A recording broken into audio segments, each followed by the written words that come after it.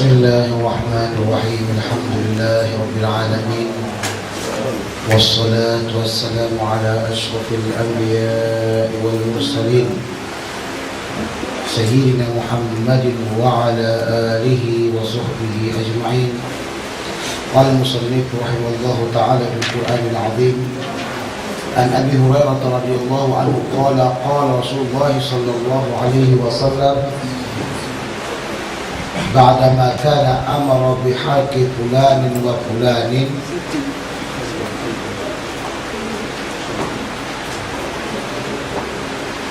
إن النار لا يعذب بها إلا الله سبحانه وتعالى فإن وجدتموها فاقتلوها. Daripada Abu Hurairah radhiyallahu anhu, berkata Rasulullah SAW setelah menyuruh untuk membakar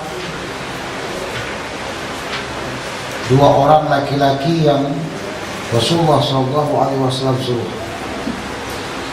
Yang pertama adalah Ubay bin Aswad, yang kedua Nafi' bin Abdullah. Kemudian Rasulullah kata, Inna nar la yu'adzabu biha, sesungguhnya api neraka itu tidak boleh yang mengajarkan dengannya kecuali hanya Allah saja. Jikalau kamu dapatkan keduanya, yaitu Ubay bin Aswad dan Nafi' bin Abdullah, faqtuluhuma, adalah kamu bunuh keduanya. Di sini menunjukkan kepada kita tentang haramnya atau besar dosanya bagi orang yang membakar makhluk Allah Subhanahu wa taala, sama ada manusia atau makhluk yang lainnya. Karena tidak berhak kamu menyiksa seseorang dengan api. Yang boleh dan yang berhak menyiksa umat Allah SWT, hamba Allah SWT adalah Allah SWT dengan api. Ya. Sebab itulah para ulama mengatakan, orang yang mengatakan bahwasanya hukuman bagi orang yang berliwat, berzina dengan dibakar, dengan cara dibakar, itu adalah tidak benar dan dhaif sekali, karena Allah Subhanahu wa taala dan Rasulullah melarang seseorang untuk menyiksa seseorang dengan dibakar. Jadi tidak boleh kita membakar, ya. Tidak boleh kita membakar. Contohnya, ada ayam kita bakar, bukan untuk kita makan, tapi kita bakar gitu aja. Atau ada binatang-binatang yang lain kita bakar, tidak boleh. Jadi kalau memang kita ingin makan daripada ayam tersebut, kita sembelih dan kita bakar, itu boleh. Nah, perbedaannya, kita ingin membakar ayam itu untuk disiksa, dan satu lagi kita makan ayam dengan sembelih kan kemudian kita bakar, itu diperbolehkan. Nah,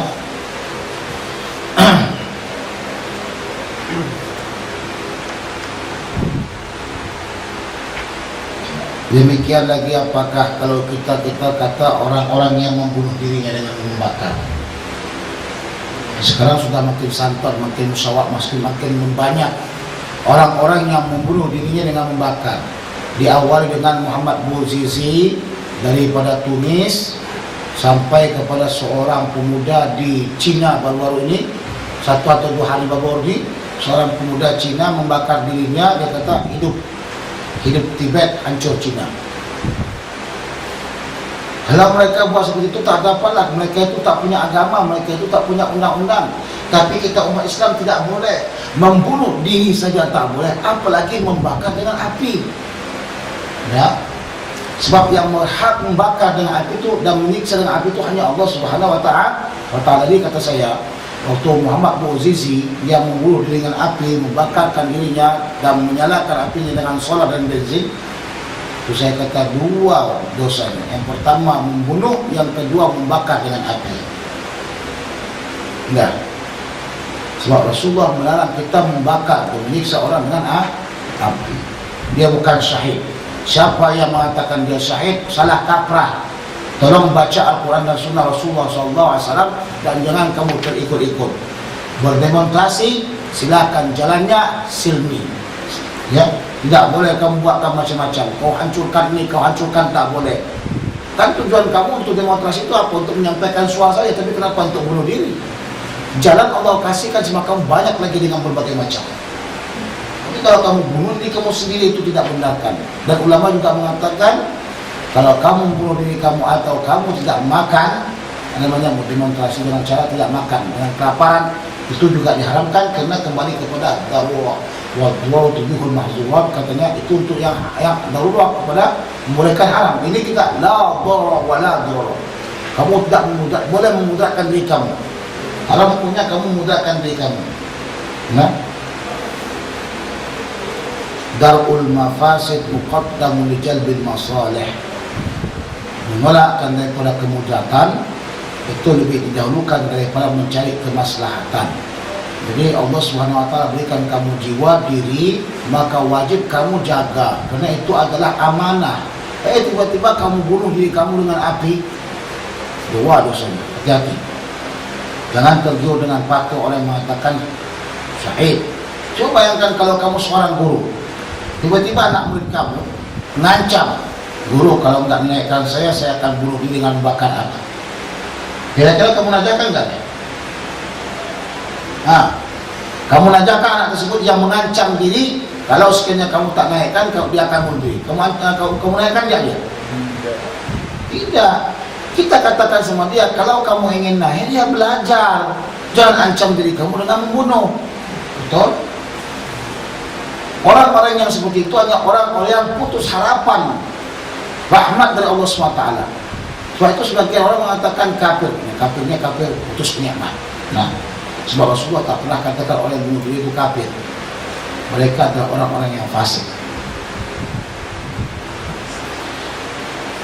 An Anas bin Malik radhiyallahu anhu anna Rasulullah sallallahu alaihi wasallam dakhala amal fathi wa ala ra'sihi mighfar falamma naja'u ja'a rajulun faqala ya Rasulullah inna ibna khatal muta'alliqun bi astaril Ka'bah wa qala uqtuluh.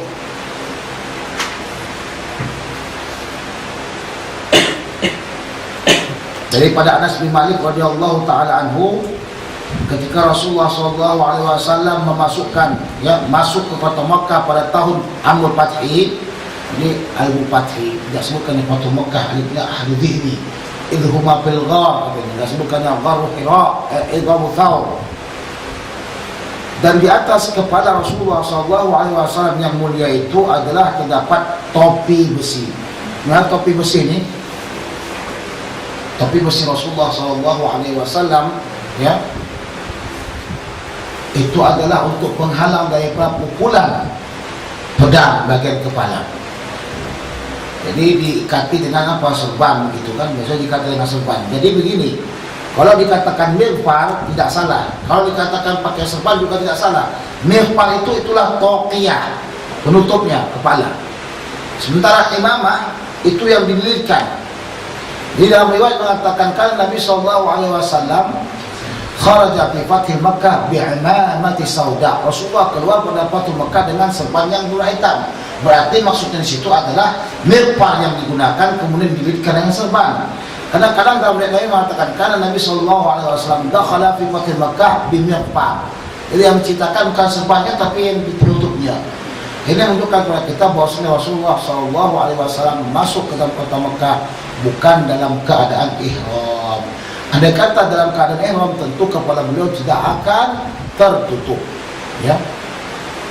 Kemudian falamma naza'ahu, manakala beliau buka, Rasul tidak pernah membuka kepala kecuali dalam beberapa hal saja. Sebab itu kita katakan makruhnya kalau kita sekiranya sholat jadi imam tidak pakai kepala toqiyah penutup kepala. Sebaiknya bagi pelajar azhar, pelajar agama menggunakan toqiyah penutup kepala. Ini kita kasih tahu kenapa. Sekarang banyak pelajar-pelajar Malaysia yang tidak menggunakan kopiah lagi. Tapi kalau di Kairo, insyaallah alhamdulillah masih lagi dalam tahap kita kata bolehlah gunakan kopiah. Di muhafazah dari tahun 2000 saya sudah berteman dengan kawan-kawan Malaysia. Semuanya mereka menggunakan toqiyah, semuanya mereka menggunakan kopiah. Bahasa Arabnya toqiyah. Nah, jadi setelah lambat laun bertukar alam, bertukar masa, ternyata banyak pelajar-pelajar azhar yang sekarang sudah mencampakkan toqiyah karena malu. Karena malu. Bukan karena masalahnya saya tak mampu untuk gunakan toqiyah ini, kenapa? Kena terlalu tinggi sana. Bukan gitu, tapi kena malu. Tak mau menggunakannya. Ya, jadi mesti kita membalikan kembali sebagaimana zaman dahulunya, di mana para azhar semuanya kalau dia tidak pakai toqiyah dia merasa malu. Kalau dia tidak pakai toqiyah keluar jalan-jalan dia akan merasa malu. Jadi semua pernah keluarkan buka topi, tidak pernah buka kopiah atau buka rambutnya di mana-mana kecuali dalam keadaan pas lagi ngambil uduk dan dalam keadaan ihram dan dalam beberapa keadaan. Tapi jangan terlampau pula nak mandi pun pakai toqiyah. Saya masih teringat lagi dengan jiwa saya dan makanya saya kadang-kadang teringat di ketawa. Tahun 1 saya di Ma'had Mustafawiyah kena terlampau sangatlah kata. Itu saya mandi pakai toqiyah. Tak dibuka-buka. Sampai cerita ni semuanya masuk sampai ke asrama perempuan. Masya Allah. Dia kata mesti mandi pakai toqiyah. Orang paling warak sedunia. Guru aja pun mandi tak pakai toqiyah, dia pakai toqiyah. Masya Allah. Jadi saya ketawa kadang-kadang nak fikirkan benda tu lah. Nak minum, nak tidur pun pakai toqiyah. Tak perlulah pakai toqiyah nak. Pergi ke sinema jangan pakai toqiyah. Ini solat tak pakai toqiyah, pergi ke sinema pakai toqiyah. Itu salah itu. Menghina nanti itu. Ya. Nawaitu al-bisu toqiyah lillahi ta'ala. Terus pergi ke sinema. Itu tak boleh. Jadi setelah Rasulullah takkan toqiyah, faqala ya Rasulullah katanya inna ibna Khattal muta'allikum bi astari Ka'bah. Ibnu Khattal itu dalam keadaan bergantung di bagian kelambu Ka'bah. Kenapa dengan Ibnu Khattal? Ternyata Ibnu Khattal ini adalah seseorang yang dia pernah membunuh sebahagian daripada umat Islam dan dia murtad daripada agama. Jadi kata Rasulullah, uqtuluh, bunuh kamulah dia. Mana-mana orang yang telah memasuki masjid, mereka akan aman. Mana-mana orang yang telah memasuki rumah mereka, mereka akan aman. Mana-mana mereka yang telah masuk ke rumah Abu Sufyan, mereka akan aman. Ternyata Abu Khattal ini ketika dia bergantung di Ka'bah, ingin mendapatkan keselamatan, dia dibunuh dan disuruh untuk dibunuh. Kenapa? Karena dia memiliki kejahatan yang lebih dahsyat dibandingkan dengan yang lainnya. Yang pertama dia membunuh, yang kedua dia telah menggantikan agamanya. Jadi kata Rasulullah SAW, man badala dinahu faqtuluh. Siapa saja yang dianya menggantikan agamanya, maka hendaklah kamu bunuh dia. Bunuh sebagai apa? Bunuh sebagai hududkah? Bunuh sebagai hukum murtad. Hukum murtad. Jadi kalau sudah dibunuh dengan hukum murtad, maka tidak boleh dikumpulkan pada perkumpulan umat Islam. Kemudian dianya tidak mendapat apa diberikan, harta yang ditinggalkannya tidak diberikan kepada ahli warisnya yang Islam, ya. Bahkan dia tubuhnya itu boleh kita kasihkan kepada anjing dan sebagainya. Itu hukum orang yang murtad. Wal'iyadu billah. Ingat ni, banyak sekali orang murtad, memurtadkan masyarakat dan masyarakat murtad, memurtadkan masyarakat dan memasyarakatkan murtad dengan berbagai macam cara. Sama ada murtad kauliyah dengan murtad fi'liyah. A'udzubillah. Jadi ini termasuk orang yang boleh dibunuh, ya. Walhasil Ibnu Khattal tersebut dibunuh. An Ibnu Umar qala dhaba farasun lahu fa'akhadahu al-aduwwu wa dhahara alayhi muslimuna farudda alayhi fi zaman Rasulullah sallallahu alaihi wasallam. Kuda milik Abdullah bin Umar,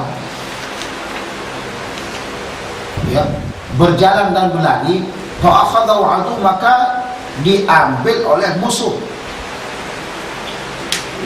Fazahara alaihi muslimuna, manakala, ini sebenarnya hadis panjang dan kitab Muwatta juga disebutkan, manakala umat Islam menang, umat Islam menang dalam pertempuran dan mereka mengetahui bahwa kuda itu adalah kudanya Abdullah bin Umar, maka sebelum dibagi-bagi dan dihadiahkan, ya, harta rampasan tersebut, maka kuda tersebut dikembalikan dulu kepada Abdullah bin Umar, baru dibagi-bagikanlah daripada apanya, pengagih-agahnya. Farudda alaihi fi zaman Rasulullah SAW, dan dikembalikan kepada Abdullah bin Umar, ya, kuda tersebut yang ada pada zaman Rasulullah SAW. Kejadian ini pada zaman Rasulullah SAW. Nah, mana tahu seorang hamba dicuri orang kafir, kamu punya hamba cantik dicuri sama orang kafir dan orang semua tahu. Sudah, dengan ya dikatakan ketika waktu itu kita umat Islam menyerang orang kafir sehingga mereka kalah. Nah, ketika kita kalahkan mereka, maka kita dapatkan harta rampasan termasuk daripada perempuan atau hamba yang telah dicuri tadi itu. Maka hamba tersebut, kalau mereka sudah mengetahuinya dan orang yang pemiliknya itu mengetahui, dikembalikan lagi kepada dia dan tidak bagian daripada yang dibagi-bagikan dalam harta rampasan. Ya. An Abi Hurairah radhiyallahu anhu anna Rasulullah sallallahu alaihi wasallam qala takaffalallahu liman jahada fi sabilihi la yukhrijuhu illa al-jihad fi sabilihi wa tasdiqi kalimatihi bi ay yudkhilahu al-jannata aw yarji'u ila al-maskinihi alladhi kharaja minhu ma'ajin aw ghanimatin. Allah Subhanahu wa taala telah menjamin orang-orang yang berjihad di dalam jalannya tidak akan mereka keluar kecuali dalam keadaan berjihad dalam jalan Allah Subhanahu wa taala dan membenarkan kalimat Allah Subhanahu wa taala. Membenarkan ini bukan hanya membenarkan saja, tapi meninggikan kalimat Allah Subhanahu wa taala. Itu tujuannya. Dengan apa? Dengan memasukkannya ke surga. Jikalau dia meninggal dunia, Allah akan memasukkannya ke dalam surga. Orang ini tergolong daripada orang yang mati syahid dengan syarat bahwasanya dia itu berjihad dalam keadaan apa? Dalam keadaan ikhlas lillahi ta'ala. Au yarji'u ila maskanihi, atau Allah kembalikan dia ke tempatnya, ke rumahnya yang dianya keluar daripadanya min ma'ajin au ghanimatin, beserta dengan pahala yang sangat banyak dan harta ghanimah. Ini janji Allah Subhanahu wa taala. Kalau kamu nantinya dalam keadaan perang, maka kalau tidak mati dalam keadaan syahid, ya, maka kamu juga mungkin akan mendapatkan harta ghanimah. Yang mana Allah Subhanahu wa taala menghalalkan harta ghanimah kepada Nabi Muhammad dan kepada umatnya. Sebelumnya para nabi-nabi yang lain tidak dihalalkan bagi mereka harta ghanimah. An Abi Musa radhiyallahu anhu qala ataitu Rasulullah sallallahu alaihi wasallam fi nafrin min al-ash'ariyina nastahmiluhu. Kami atau aku mendatangi Rasulullah, kata Abu Musa al-Ash'ari. Abu Musa adalah seorang tokoh besar yang berasal daripada Yaman, dan beliau beserta dengan para tokoh-tokohnya didoakan oleh Rasulullah SAW. Bahkan Rasul mengatakan al-fiqhu fil Yaman, al-hikmatu yamaniyah. Itu kata Rasulullah SAW. Allahumma barik fi yamanina, kata Rasulullah. Ya Allah, berikanlah berkat kepada ahli Yaman. Jadi Yaman insyaallah ta'ala berkat. Orang ahli hikmah itu Yaman, fiqih itu Yaman. Jadi kata Asy'ariyin, ya, kumpulan Asy'ariyin, bina paling Asy'ariyin, dalam kumpulan Asy'ariyin nastahmiluhu, yang kami minta kepada Rasulullah untuk diangkat, maksudnya supaya kami dibawa. Dengan apa? Dengan binatang atau kendaraan.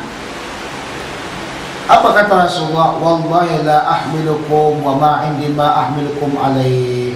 Demi Allah, aku tidak akan, ya, mengangkat kamu atau mengendong kamu. Wa ma indi, dan tidak ada sedikit pun aku sesuatu benda yang ingin mengangkat kamu. Punya mengangkat itu dengan apa? Bila binatang, kan? Wa utiya Rasulullah sallallahu alaihi wasallam binahbil ibilin. Maka tiba-tiba, ya, dalam satu masa Allah Subhanahu wa taala berikan kemudahan, yaitu Rasul didatangkan kepada Rasulullah sallallahu alaihi wasallam dengan harta ghanimah daripada binatang-binatang ibil, daripada ibil, unta. Fasa'ala anna, maka Rasulullah tanya kami, wa qala aina nabal asy'ariyun, mana pula kumpulan daripada orang Asy'ari? Fa amrana bi khamsi daudin, maka diberikanlah kepada kami dengan 5 ekor unta. Kerana Daud, asal Daud itu dari 3 sampai 10. Tapi apabila ditentukan sini khamsun, berarti dianya adalah kumpulan daripada 5 ekor unta. Asal Daud 3 sampai ke 10. Tapi di sini ditambahnya khamsi Daudin, berarti kumpulan 5 ekor unta. Burra-zura, yang kepalanya itu keputih-putihan, Falamma talaqna, manakala kita berjalan, qulna, kami kata, ma asra'na la yubarik lana, apa yang telah kita perbuat ini tidak akan diberikan berkah oleh Allah. Faraja'na ilaihi, maka kami kembali kepada Rasulullah. Faqulna, kami kata, inna sa'alnaka an tahmilana, kami meminta kepada kamu ya Rasulullah agar kami dibawakan atau diberikan kendaraan. Fa'alabta, maka kamu telah bersumpah Allah tahmilana, dan kamu tidak akan memberikan kendaraan kepada kami. Apa nasita, apakah kamu lupa ya Rasulullah? Nah sekarang telah kamu berikan unta sama kami telah naik. Apakah kamu lupa dengan sumpah kamu itu? Qala, kata Rasulullah SAW, nastu ana ahmadukum, saya ini tidaklah yang mengandalkan kamu, yang menaikkan kamu, walakin Allah amalakum, akan tetapi Allah lah yang telah membawa kamu. Wallahi insyaallah la ahliku ala yamini fa'ra ghairaha khairan minha illa ataitu alladhi huwa khairun wa ta'allaluha. Dia kata, demi Allah, insyaallah ta'ala aku tidak akan bersumpah atas yamin, katanya, dan aku melihat selainnya itu lebih baik daripadanya, kecuali aku akan mendatangkan yang lebih baik itu, dan aku halalkan apa yang telah aku sumpahkan dengan membayar kifarah sumpah. Itu kata Rasulullah SAW. Dalam satu ayat lagi mengatakan, Rasulullah kasih dengan lima ekor unta. Mau dikatakan bagaimana? Ya, oke, saya akan kasih kepada kamu anak unta betina, kata Rasulullah. Saya akan kasih kepada kamu anak unta betina agar kamu mampu menaikinya. Jadi Asy'ari ini kata apa? Ya Rasulullah, anak unta betina. Anak unta betina banyak, bagaimana kami mau menaikinya? Anak unta betina nggak akan mampu menaiki. Orang kata anak himar kecil, anak himar betina. Bagaimana kita nak naik anak himar? Ya kan? Jadi Rasulullah kata anak unta betina. Jadi Asy'ariyun semuanya pada melihat kalimat secara hakikah. Ternyata Rasulullah buat teka-teki, buat nukta. Mereka bingung bagaimana kami mau naiknya. Itu anak unta betina kan kecil-kecil, betul tak? Kata Rasulullah, bukankah setiap daripada unta itu anak daripada induk betina? Faham tak maksudnya? Yaitu walaupun untanya besar, tapi juga anak daripada apa? Unta betina. Bukan maksud anak-anak dikasih Rasulullah, tapi itu memang daripada unta betina. Ternyata Asy'ari itu melihat secara hakikah, Rasulullah bicara tentang masalah apa? Masalah nuktah yang lainnya. Ini boleh kita buat begitu dengan orang lain. Kadang-kadang orang tu susah nangkap sikit, kan? Lambat apa kita kata? Lambat PK. Kita cakap begini, katanya. Kita baru terangkan, baru dia faham. Dah habis orang ketawa boleh ni. Kadang-kadang ustaz-ustaz cakap ceramah begini, kawan semua dah ketawa dah. Kata orang tu. Dia tak tahu apa yang boleh ketawanya. Lambat PK dah tu. Tanya sama kawan, apa tadi yang kamu ketawa? Kami tadi ketawa ini. Baru sendirian yang ketawa. Kenapa? Baru dia sendiri terakhir ketawa karena lambat PK. Itu tadi yang Asy'ari itu juga. Riwayatnya itu sama dengan itu tadi. Cuma yang saya tambahkan tadi itu adalah riwayat yang lain dalam hadis Sahih Bukhari. Ali bin Abi Aufa yaqulu, berkata beliau, asabatna maja'atun layaliya Khaybar. Kami dalam keadaan lapar ketika malam-malamnya Khaybar. Falamma kana yaum Khaybar, manakala pada hari Khaybar, waqa'na fil humul ahliyah, maka kami tangkap, ya, atau kami kedapatan daripada himar kampung. Himar kampung itu himar yang selalu kita tengok itu, yang dia kalau nengke itu gitu. Pernah dengar? Kata Rasulullah, idza nahika al-himaru falyata'awwad fa innahu huwa asy-syaitan. Sesungguhnya saya mau syaitan. Kalau himar yang mengatakan itu nahika, ya. Apabila himar itu menaik, yaitu apabila dia bersuara, berteriak, hendaklah kamu berkata a'udzubillahi minasyaitonir rajim. Kenapa? Karena dia tengok syaitan. Yang gawatnya kalau kita lewat ke himar, selalu dia berteriak. Asal lewat syaitan selalu dia berteriak. Jadi siapa itu setan? Mungkin kita juga setan kok. Jadi kalau kami di kampung sana di Muhapa tuh kalau jalan-jalan sama-sama ramai-ramai, kita tengok itu. Bila ramai kan kita jalan tuh kan ada panjang kan. Tengok siapa kalau kita jalan tuh siapa yang pas lagi dekat dengan himar tuh, himar berteriak, berarti dia tuh kawan setan. Hati-hati. Nah, gitu. Biasanya begitu kami buat. Tengok-tengok jalan-jalan dekat himar. Tapi pas lagi ada kawan tuh menjejet dia, ini himar nih sama setan juga nih. Karena setan tengok dia di dalam tubuhnya ada setan.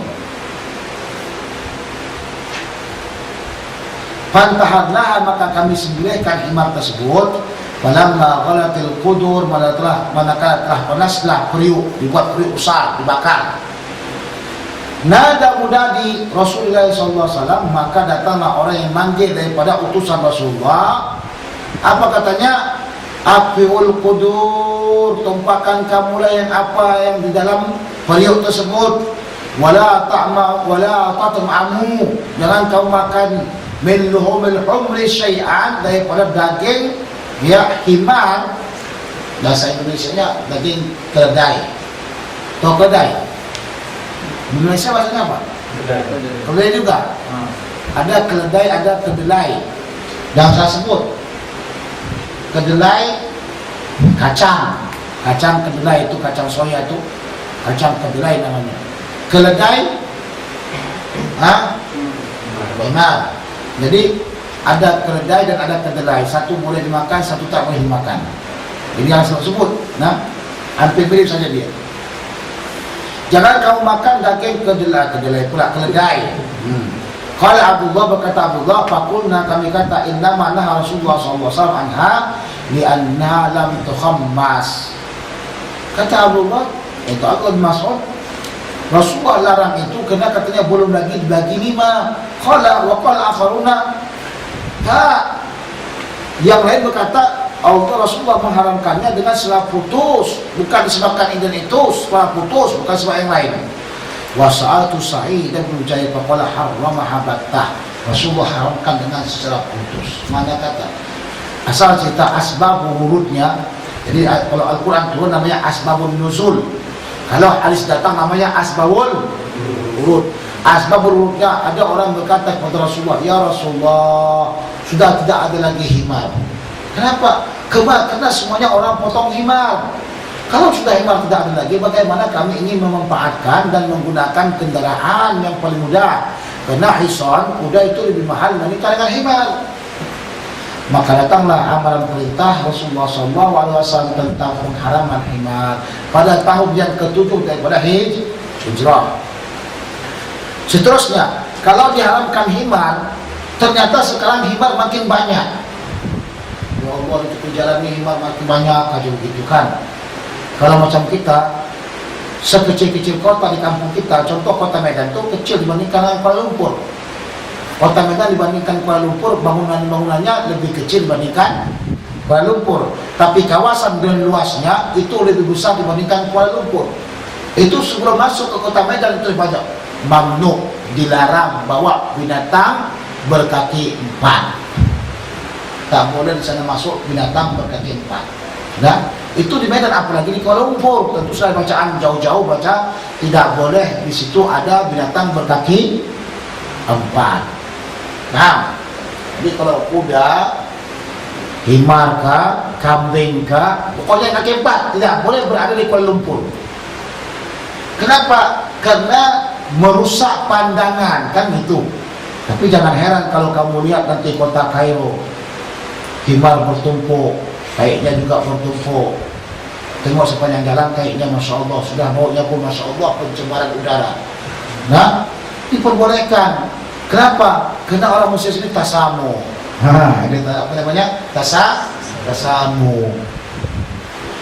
Kadang-kadang kita tengok yang membuatkan zem tengah jalan itu adalah orang tukang bawang himar. Panjang sekali. Siapa buat zem? Tukang himar. Karena himarnya tak mau jalan. Nah,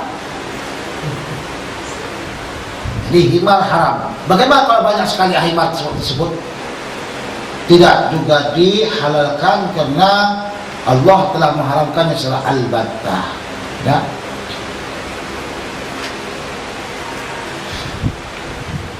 Ada itu kejadian di mana budak dukur mereka potong himar.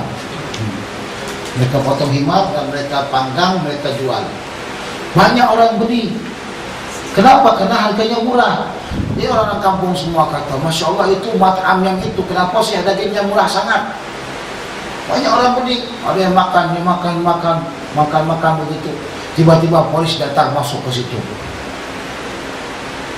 Yang satu kawan kata, Masya Allah daging ini memang tidak pernah ada di mana-mana, paling sedap sekali. Ya sedap, Masya Allah. Kawan yang kata memang betul. Kita mesti setiap hari makan di sini. Karena di Kairo ini tak ada langsung. Di budak dukur aja katanya. Terus tiba polisi masuk. Kenapa masuk polisi? Kata dia tak tahu bahwa apa biasanya pemeriksaan setiap tahun begitu. Dia kata. Ternyata polisi keluar bawa kepala himar. Jangan tadi tengok macam mana langsung katanya. Kenapa? Karena yang dia tahu yang kepala himar itu berarti yang dimakan itu apa? Himar. Saya kira orang yang buka kedai itu ditangkap. Ya. Ada kejadian pada tahun sekitar tahun 2003-2004 itu kejadiannya. Ya. Kalau di Indonesia lain lagi, mereka buatkan bagian daging babi dengan daging lembu dimasuk-masukkan mereka gitu dijualnya. Harga dibuatnya murah. Wah, Masya Allah. Tuhan makanya hati-hati. Mesti kamu tahu bagaimana daging babi, macam mana daging lembu. Nggak tahu pula kita macam mana, sama aja. Bahkan kata orang, kalau daging babi itu lebih enak dibandingkan daging lembu. Itu dia. Kalau di Medan namanya B2.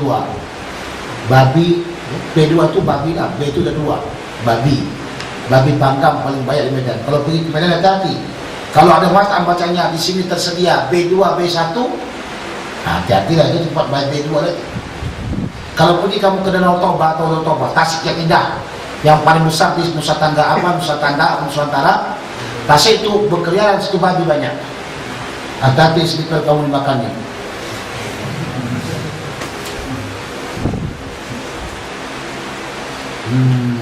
Ani Nu'man bin Muqarrin qala sa'idtu qitala ma'a Rasulillah sallallahu alaihi wasallam wa kana idza lam yuqatil fi awwal an-nahari intadhara hatta tahubba al-arwahu wa ta'tira as-salah. Aku bersama Rasulullah menyaksikan peperangan adalah beliau apabila ingin berperang pada awal siang, maka beliau akan menunggu setelah tergelincirnya matahari sehingga keluarlah angin, wa tahdul solah, dan datanglah solat. Itu yang Rasulullah kalau mau perang dia akan tunggu dulu sampai tergelincir matahari. Nah,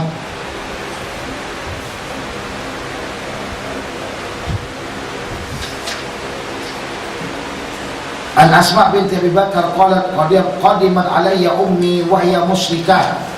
Ibuku datang kepada aku sementara dia dalam keadaan musyrik.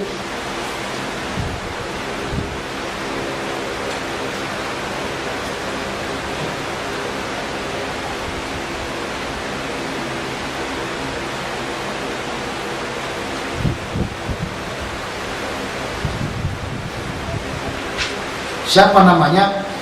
Bintul Harithah bin Mudlikah, dikata begitu. Sementara dia itu dalam keadaan musyrik pada zaman Papi Ahdi Quraisyin, pada masa Quraisy, id ahadu Rasulullah sallallahu alaihi wasallam muddatihim ma'abiha. Ketika mereka orang Quraisy berjanji dengan Rasulullah SAW wa muddatihim ma'abiha, dan masa mereka beserta dengan ayahnya. Fastabtat Rasulullah SAW, maka Sayyidah Asma minta fatwa kepada Rasulullah tentang ibunya. Bagaimana nih ibu saya nih Rasulullah, dia masih dalam keadaan musyrik, apakah saya ini masih boleh lagi bersilaturahim dengan dia dan menerimanya? Faqalat, maka berkata dia, ya Rasulullah, inna ummi qadimat alayya Rasulullah, ibuku datang kepadaku, wahya raghibatun, dan dia ini ingin meminta uang kepadaku. Apa asiluha, dan apakah saya boleh menyambungkan silaturahim kepadanya? Qala na'am, siliha, adalah kamu sambung silaturahim kepadanya. Maksudnya, bila seorang pemuda, bila seorang perempuan telah masuk Islam, bukan berarti dengan masuknya Islam dia telah berputus dengan ibunya, dengan ayahnya dan keluarganya. Bahkan diperbolehkan baginya untuk menyambung silaturahim. Boleh baginya untuk menyambung silaturahim, dan taklah dia berbuat baik dengan ibu dan bapaknya, dan teruslah dia untuk berdakwah menarik ibu dan bapaknya kepada Islam. Ya. Tapi yang terputus itu adalah saling, ya, saling waris mewarisi. Jika ayah meninggal dunia, maka anak tak mewarisi. Jika anak meninggal dunia, maka ayah tidak mewarisi daripada apa yang dikeluarkan atau ditinggalkan oleh anaknya. Kata Rasulullah, la yarithu ma baina ad-millataini, la yarithu ma baina millataini. Tidak saling waris mewarisi di antara dua agama. Jadi kalau begitu tidak boleh kita warisi daripada apa yang dikeluarkan oleh apa yang ditinggalkan oleh kita. Ini sudah menjadi ijma' para ulama tentang tidak bolehnya kita mewarisi daripada orang yang berbeda agama. Tetapi Yusuf Qaradawi menyalahi daripada ijma' ulama. Dia kata kalau di Eropah boleh. Jadi bagaimana kita nak mendapatkannya? Apakah kita mengikuti pendapat Yusuf Qaradawi atau kita mengikuti pendapat daripada jamhur ulama atau ijma' ulama? Kita mesti mengikuti ijma' ulama. Ya, kenapa? Karena Rasulullah dah katakan, ya, la yarithu bainal millatayn, ini tidak mewarisi di antara dua apa? Agama. Jadi tak ada rukhsah di situ.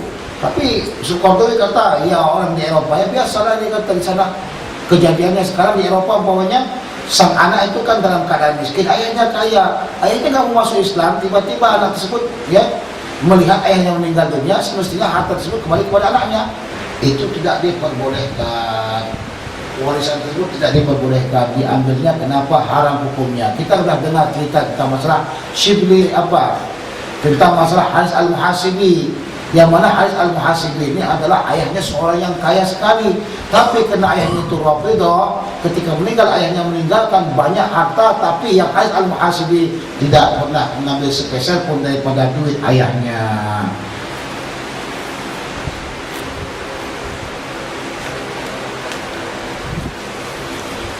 An Abi Hurairah qala qala Rasulullah sallallahu alaihi wasallam lamma qada Allah azza wa jalla al-khalqa,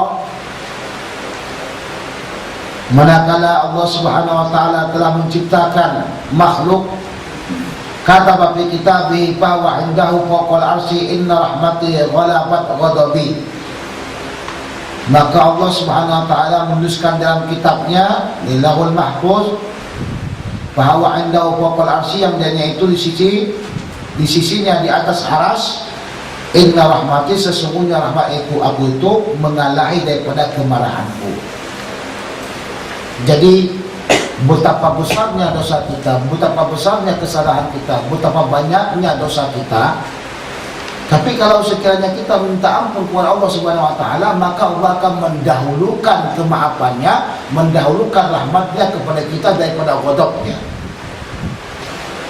Dengan makna Allah Subhanahu wa ta'ala memiliki rahmah lebih banyak daripada ghadab.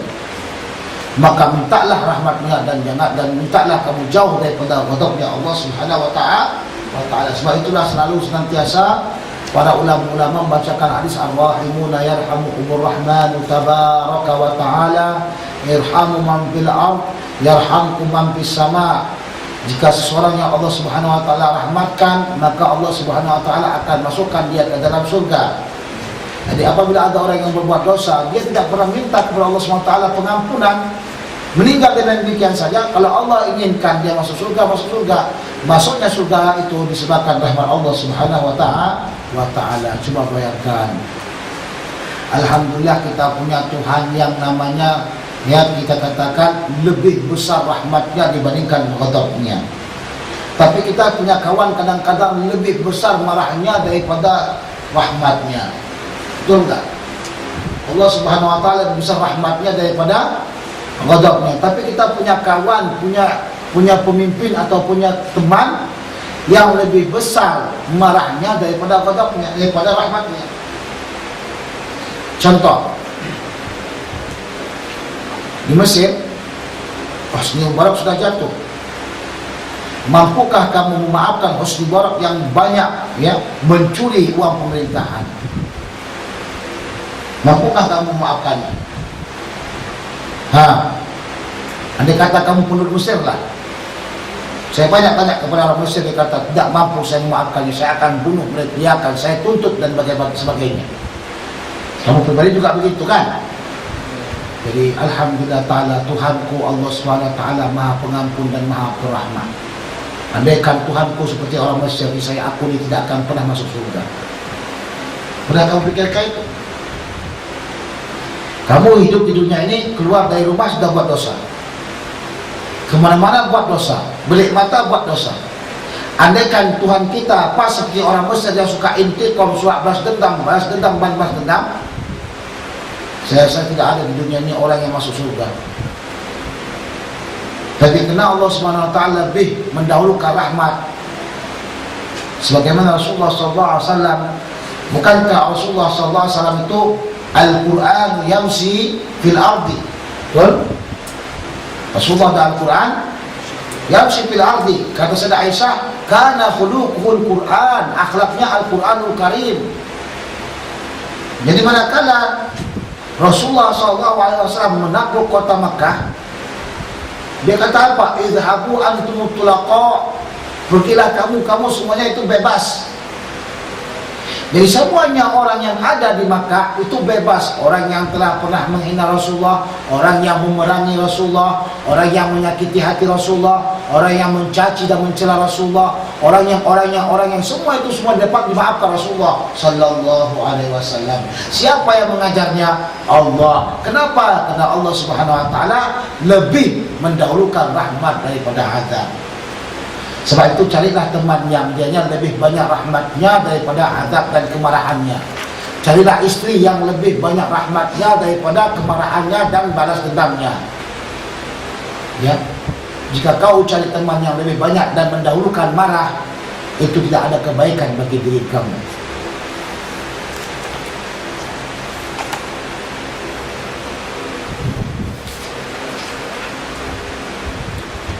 An Malik bin Sa'sa'ata qala qala Nabi sallallahu alaihi wasallam bainama ana 'inda al-baiti bainan na'im wal yaqdhan. Ketika saya di al-bait ini ya alif lamnya al-lam ahdi dhihni, yaitu Baitullah, bukan bait rumah dia tapi Baitullah. Sementara saya di antara tidur dan terjaga, jadi tidak terlalu tidur sangat dan tidak pula terjaga sangat. Kalau ada kesak-kesuk mungkin akan terbangun juga. Ini kalau kita namanya bahasanya apa? Tidur-tidur ayam. Malaysia apa katanya? Tidur-tidur ayam, bukan tidur-tidur beruang. Tidur-tidur ayam. Kenapa? Ayam itu tidur katanya. Ada ayam kan? Jadi kalau kita tangkap dia akan lari, tahu dia. Wa dzakara baina rajulaini, maka disebutkan di antara dua laki-laki. Maksudnya apa? Dua laki-laki yang mendatangi Rasulullah sallallahu alaihi wasallam. Fa utitu bi tastin min dhahabin muli'a hikmatan wa imanan, maka didatangkan kepada saya satu bekas atau satu bejana, bahasa Indonesianya bejana, bahasa Arabnya mungkin satu bekas ya, yang dianya itu terbuat daripada emas, terisi dengan hikmah dan iman. Fasaqqa min nahari ila maraqil batni, maka dibelahlah daripada leher sampai kepada bagian bawah perut. Ini sini. Leher ni dibelah sampai ke perut. Ya Allah ya Rahman, ini kalau pas lagi dibelah ni Rasulullah tidak terasa sakit. Tidak terasa sakit. Sekarang juga orang buat begitu sekarang, mulai kedokteran kan. Ketika waktu dibelah, macam saya waktu dibelah, saya tak terasa ada benda yang masukkan sama saya. Tiba-tiba saya dah pingsan kian. Tidak lagi tahu. Tiba-tiba saya sudah dibelah. Dan untuk di mana saya sekarang berada di kamar ini. Begitu Rasulullah tidak terasa. Tsumma ghassala batn, kemudian dicucilah perut tersebut bima'i zamzam, dengan air zam-zam. Tsumma muli'a hikmata wa imanan, kemudian diisikan dengan hikmah dan iman. Wa utitu bidabatin abyadudunal baghal, maka aku diberikan dengan seekor kendaraan atau seekor unta binatang yang putih di bawah daripada Di bawah daripada baghal. Baghal ini binatang daripada kacukan atau hasil pernikahan antara kuda dengan himar. Maka terbitlah baghal. Baghal tak boleh dimakan. Kenapa? Karena asalnya itu juga himar. Dan baghal tak akan melahirkan. Jadi kata binatang itu lebih di bawah daripada baghal, wa fawqal himar, di atas daripada himar. Besarnya di atas daripada himar dan di bawah daripada baghal. Al-buraqu dikatakan dengan buraq. Fantalaqtu ma'a Jibril hatta ataina as-samaa'a ad-dunya, maka aku berjalan bersama Jibril sehingga kami sampai kepada dunia, sampai kepada langit dunia. Kila, berkata dia, man hadza? Qala Jibril, kila man ma'aka? Kila Muhammadun, kila au qad ursila ilaihi. Ditanya kepada dia, siapa ini? Kata Jibril, Jibril. Siapa yang datang nih? Jibril. Kemudian datang lagi, sama kamu siapa? Dia kata Muhammadun. Ditanya lagi, au qad ursila ilaihi, apakah telah diutuskan kepadanya? Qala na'am, ya. Kemudian kata marhaban bihi wa ni'mal maji'u ja'a, sebaik-baik orang yang datang. Marhaban bihi, marhaban kepada, welcome. Yang kita kata welcome to saudara kita, sebaik-baik datang. Fa'ataitu ala Adam, maka aku mendatangi Adam. Fasalamtu alaihi, maka aku salam dia. Adam ternyata di mana? Adam di mana? Di langit yang pertama. Kenapa Rasulullah SAW dapat bertemu dengan Adam padahal Adam telah beribu-ribu bertahun mati? Kenapa? Ada yang dapat menjawab? Karena kuasa Allah SWT lah tu. Kan Allah kata linuriyahu min ayatina, kata Allah SWT kan, untuk melihatkan, untuk kami perlihatkan tanda kebesaran Allah SWT. Jadi kalau sekiranya kita kata Imam Rafi'i mencium tangan Rasulullah SAW, itu bukan satu benda yang mustahil. Jangan kamu gunakan akal. Mutawatir pada waktu itu Imam Rafi'i mencium tangan Rasulullah ketika beliau menziarahi Rasulullah SAW. Jadi kita kata tak mungkin. Bagaimana tak mungkin?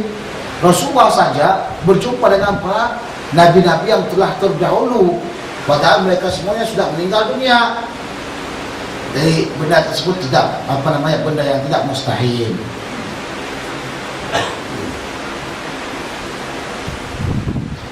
Fasalamtu alaihi faqala marhaban bika min ibnin wa nabiyyin, daripada seorang anak dan seorang ayah dan seorang nabi. Fa'ataitu sama'a tsaniyata, maka aku mendatangi langit yang kedua. Qila man hadza, ditanya siapa ini? Qala Jibril, yaitu Jibril. Man ma'aka, siapa bersama kamu? Qala Muhammad sallallahu alaihi wasallam. Kemudian kata qila aw qad ursila ilaihi? Qala na'am, iya betul, telah diutus kepadanya. Qala marhaban bi wa la ni'mal maji'u ja'a, marhaban dengannya, sebaik-baik yang datang, kata dia. Fa'ataitu ala Yahya wa Isa, maka aku bertemu dan berjumpa dengan Isa dan Yahya. Fasalamtu alaihima, ternyata Isa dan Yahya berada di langit yang kedua.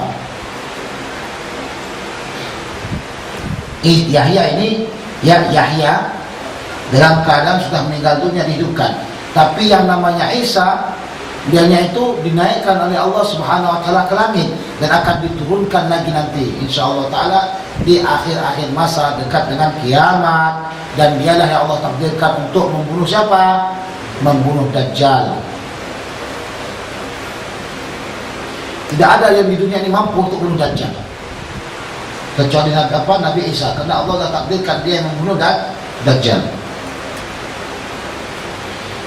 Faqala, maka berkata keduanya, marhaba bika min akhin wa nabiyyin, marhabanlah dengan kamu daripada seorang teman dan seorang nabi. Fa'ataina sama'a tsaniyah, maka kami datang ke langit yang ketiga. Qila man hadza? Qala Jibril. Qila man ma'aka, siapa beserta kamu? Qala Muhammad. Qila aw qad ursila ilaihi? Qala na'am, ya benar, memang telah diutus kepadanya.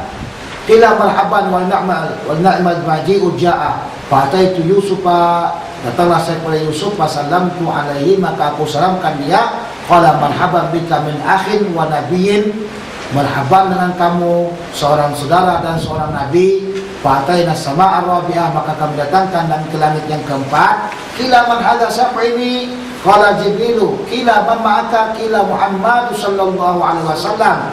Qila au qad ursila ilaihi? Qala na'am, ya benar. Qila marhaban biki, marhaban bihi wa ni'mal maji'u ja'a, sebaik-baik orang yang datang. Fa'ataitu ala Iblis fasallamtu alaihi, maka aku bersalam kepadanya. Faqala, maka dia kata, marhaban min akhin wa nabiyyin.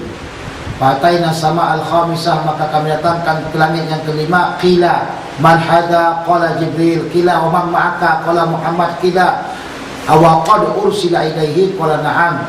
Qila marhaban bihi wa ni'mal maji'u ja'a. Fa'ataitu ala Harun, maka aku datangkan Harun, fasallamtu alaihi, maka aku salami dia, assalamualaikum ya Harun. Wa qala marhaban bika min akhin wa nabiyyin. Selamat datang dengan kamu daripada seorang saudara dan nabi. Fa'ataina sama as-sadisa, maka kami datangi langit yang keenam. Qila man hadha? Qala Jibril. Qila wa man ma'aka? Qila Muhammad sallallahu alaihi wasallam. Qila awa qad ursila ilaihi? Apakah telah diutus kepadanya? Qala na'am. Qala marhaban bihi wa ni'mal maji'u ja'a. Fa'ataitu Musa fasallamtu alaihi. Ternyata Musa itu berada di mana? Di langit yang ke-6. Faqala marhaban bika min akhin wa nabiyyin, falamma jawaztu baka. Manakala aku telah melewatinya, maka dia menangis. Ini Nabi Musa pernah minta kepada Allah agar dia jadikan umat Nabi Muhammad setelah melihat bagaimana keagungan, kebesaran umat Nabi Muhammad. Tapi Allah Subhanahu wa taala tidak mengabulkan doanya. Qila wa ma abkaka? Apa penyebab kamu menangis? Qala ya Rabbi hadza gulam. Tuhan, ini anak kecil ni. Ini ada sebagian orang kata Nabi Musa ni agak samsing sikit-sikit katanya. Saya lupa siapa kata itu. Allah, entah Rasyid Ridho kah, entah siapa sebutkan. Dia ni kata Nabi yang paling samsing. Semestinya tidak boleh kita sebutkan demikian, kan? Tidak pantas kita sebutkan kepada Nabi Musa begitu. Dia kata Nabi yang paling samsing. Ada juga disebutkan, salah satunya Yusuf Qaradawi kata apa? Yang kalau sekiranya semua nabi-nabi kalau diambil nyawanya biasa saja, dilihat saja, ini tak, dia pukul langsung malaikat, tepuk keluar mata malaikat tu. Ini namanya Nabi Musa AS, bukan semua sebab. Orang semua diam, dia berani cakap. Orang semua assalamualaikum salam. Tengok tiba-tiba apa katanya? Ya Allah, ini budak. Dianggap ini budak ni. Alladzi bu'itsa ba'di, yang telah diutus setelahku. Yadkhulul jannata min ummati afdalu ma yadkhulu min ummati. Masuk mereka itu ke surga daripada umatnya lebih afdal daripada orang-orang yang masuk ke surga daripada umatku. Nah, dia kata ini umatku yang masuk surga dengan umat dia ni lebih afdal umat dia. Itu yang membuatkan Musa alaihissalam menangis. Fa'ataina sama as-sabi'ah, maka datangkanlah kepadanya langit yang ketujuh. Qila man hadha? Siapa ini? Qala Jibril. Qila man ma'aka? Qala Muhammad. Qila awa qad ursila ilaihi? Qala na'am. Qila marhaban bihi wa ni'mal maji'u ja'a. Fa'ataitu ala Ibrahim, maka aku datangkan ke Ibrahim, fasallamtu alaihi, faqala marhaban bika min ibnin wa nabiyyin, daripada anak dan nabi. Kenapa kata min ibnin? Semuanya daripada marhaban akhir. Min ibnin karena keturunan Rasulullah daripada daripada Ibrahim. Dan Ibrahim di sebelah juga dengan Abul Anbiya. Ibrahim digelar dengan Abul Anbiya. Kenapa? Karena anaknya Ismail dan Ishak, yang Ishak ini menurunkan para nabi-nabi. Ishak punya anak namanya apa? Yakub. Yakub punya anak namanya apa? Yusuf. Dan begitulah terus nabi-nabi semuanya. Sementara Ismail menurunkan seorang nabi yang paling afdal, yaitu Nabi Muhammad sallallahu alaihi wasallam. Sebab itulah Ibrahim dikatakan dengan Abul Anbiya. Farufi'a ilayya al-baitul ma'mur, maka diangkatlah kepada saya Baitul Ma'mur. Fasa'altu Jibril, aku bertanya kepada Jibril, qala ma hadha hadzal bait, ini bait al-ma'mur, yusalli fi kullu yawmin 70,000 malakin, dan sholatlah padanya itu tiap-tiap harinya 70,000 malaikat. Idza kharaju lam ya'udu akharu, idza kharaju lam ya'udu akhir ma alaihim, apabila mereka keluar tidak akan kembalilah yang akhir yang atas mereka itu. Farufi'a ila sidril muntaha, farufi'a ilayya sidratul muntaha, maka diangkatlah kepada saya sidratul muntaha. Fa idza nabiquha ka'annahu qalalu hajar waraqaha ka'adhanul quyul fi asliha arba'ata anhar, nahrani batinani wa nahrani zahirani. Maka ketika aku sampai kepada Sidratul Muntaha, katanya, maka tiba-tiba pohonnya itu seolah-olah katanya seperti tiang yang besar.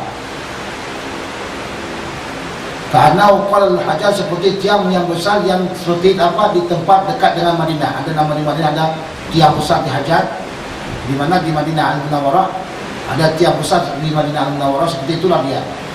Waraquha ka'adanul quyul, dan daun pohon tersebut seperti apa? Telinga daripada gajah. Sementara di dasar kaki daripada pohon tersebut, di bawahnya terdapat 4 sungai, 2 sungai yang masuk ke dalam dan 2 sungai masuk keluar, dan 2 sungai mengalir keluar. Fasa'altu Jibril, maka aku tanya Jibril, faqala amal batinani fil jannati, adapun yang masuk keluar ke dalam itu adalah di dalam surga. Wa amal zahirani, dan adapun yang kedua yang keluar itu ada fal furat wan nil, adalah sungai Furat dan Nil. Ternyata Furat dan Nil ini yang kita mandi-mandikan nih, walaupun nampak baik bau sedikit ya, itu rupanya dari sungai surga. Bahkan ada orang yang meneliti di mana ke akhir daripada mata air sungai Nil, mereka mencari nggak mendapatkannya. Dalam sekali air mata airnya. Ini dikatakan sungai yang terpanjang di dunia. Demikian juga Furat ini adalah berasal daripada surga. Kat Malaysia apa Sungai Buloh kah? Dia Furat jawab bid'ah, kata sungai daripada surga, Sungai Buloh. Siapa mandi situ? Kata siapa yang mandi situ maka diampunkan Allah Subhanahu Wa Taala. Jangan tambah-tambah benda seperti itu, bid'ah, maudhu. Maudhu. Ini kita benda-benda seperti ini kita mesti takkid, adakah hadis yang warid dengan sahih atau tidak? Adakah hadis yang warid sahih atau tidak? Ini ternyata memang warid sahih. Nil dan Furat datang dari mana? Dari surga. Sebab itulah Mesir alhamdulillah ta'ala walaupun tandus, tapi yang di pinggir-pinggirnya itu semuanya subur makmur. Tapi tidak menjadi kemungkinan kalau kamu mandi dengan sungai Nil, kalau kamu mandi dengan sungai Nil diampunkan dosa kamu. Enggak ya, 20.000 kali kamu menyelam sampai pecah sama mulut kamu, tidak akan diampunkan. Kalau kamu ingin diampunkan dengan cara taubat, Suma furidat alayya khamsuna salatan, kemudian dipadukan kepada saya 50 kali salat. Fa'aqbaltu, maka aku terima, hatta jitu Musa, sehingga datanglah aku kepada Musa. Faqala ma sanata, apa yang telah kau buat? Qultu furidat alayya khamsuna salatan, telah dipadukan kepada aku 50 kali salat. Qala ana a'lamu bin nasi minka, kata Musa, saya lebih tahu dengan manusia daripada kamu. Kenapa? Karena Musa punya umat yang susah. Coba bayangkan, Nabi Musa kata, coba kita jom pergi ke sana, masuk ke Baitul Maqdis. Umatnya semua pada ogah-ogahan, nggak mau. Nggak mau. Kenapa? Idhab anta rabbuka faqatila innaha huna qa'idun, kata umatnya. Pergilah kamu bersama Tuhan kamu dan kami duduk di sini, perang kamu di sana. Ini kan umat yang durhaka. Jadi Nabi Musa ingin mengkiaskan umat dia dengan umat Nabi Muhammad. Ternyata umat Nabi Muhammad itu jauh beda dengan Nabi Musa. Ya, umat Nabi Muhammad itu insya Allah alhamdulillah semuanya agak patuh-patuh dibandingkan dengan umat Musa yang dia itu tergolong daripada Bani Israel yang memang betul-betul keras kepala. Kata Nabi Musa, aku lebih tahu dengan manusia daripada kamu. Masya Allah, tabarakallah. Tapi bagus juga lah kita bersyukur dengan Nabi Musa. Andaikan ya, Nabi Musa tidak memberikan cadangan kepada Rasulullah SAW, tentu kita sholatnya terus sholat kan begitu. Apalagi yang tinggal di London, tahu London kan? Nah, kalau tinggal di London itu kan waktunya kan sedikit sekali sana malam bumi atau sedikit sekali siang. Nah, jadi mereka terus sholat. Kapan mau kerjanya, bila mau kerjanya, enggak. Katanya alajtu Bani Israila asyaddal mu'alajah. Aku telah menangani orang Bani Israel itu dengan cara yang sangat kuat. Tapi apanya? Jadi masalahnya Bani Israel ini keras kepala, pendosa. Sudah tahu dia benar Tuhan Musa, tetap juga ada ini di belakang apa nyembah patung sapi. Itu kan degil mereka namanya itu. Sudah nampak di depan mata, mukjizat Musa alaihissalam. Mereka berjalan di mana? Di air, ya. Mereka berjalan di mana? Di belahan air laut. Nampak. Semestinya dengan begitu menampakkan keimanan mereka, tapi malahan mengurangkan keimanan mereka dengan cara apa? Dengan cara mereka mengambil sapi untuk menyembahnya. Nah, dikasih berbagai macam nikmat, tetap juga mereka ingkari. Dikasih manda wa salwa, mereka kata ini juga basol, Tom dan Jerry. Tom dan basol. Apa dia kata? Turunkan kepada kami wa basoliha, wa thumiha, wa musalife. Itu kan kelas kepala mereka. Dia kata Imam Musa alaihissalam, saya telah berusaha, tapi ini Bani Israel ini memang kelas kepala, nggak mau dengar. Ternyata kalau saya lihat di sini mungkin ya Musa alaihissalam dia mengkiaskan kepada